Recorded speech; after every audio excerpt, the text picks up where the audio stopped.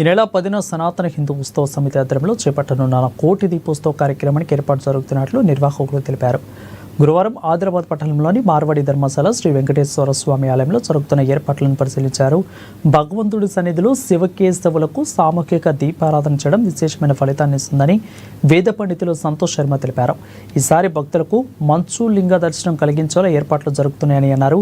కోటి దీపోత్సవంలో పాల్గొనే భక్తులకు పూజా సామాగ్రి ఉచితంగా అందిస్తున్నట్లు తెలిపారు. భక్తులు పెద్ద సంఖ్యలో హాజరై కార్యక్రమాన్ని జయప్రదం చేయాలని కోరారు.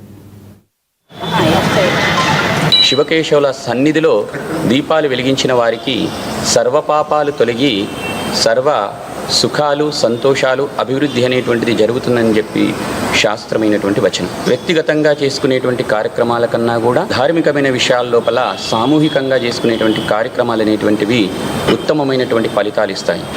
అది మన కోసమే కాదు, ఆ పుణ్యం మనకే కాదు, లోక కళ్యాణార్థం పోతుంది అనేటువంటిది కూడా ఒక నానుడి. అంటే మనం చేసే ఏ ఒక్క కర్మైనా సరే, దేవాలయం లోపల సామూహికంగా మనం చేసే ఏ ఒక్క కర్మైనా సరే అది లోక కళ్యాణానికి చేరుకుంటుంది.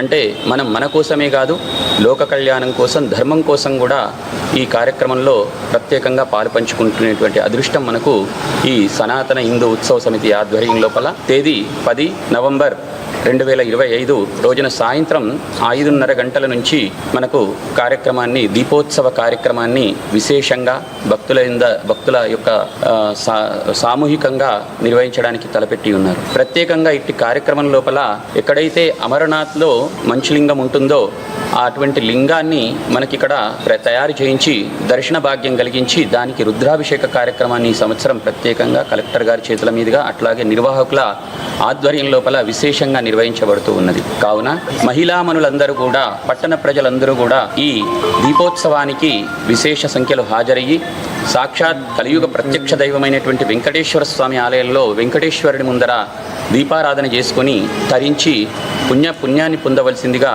కోరుతున్నాము.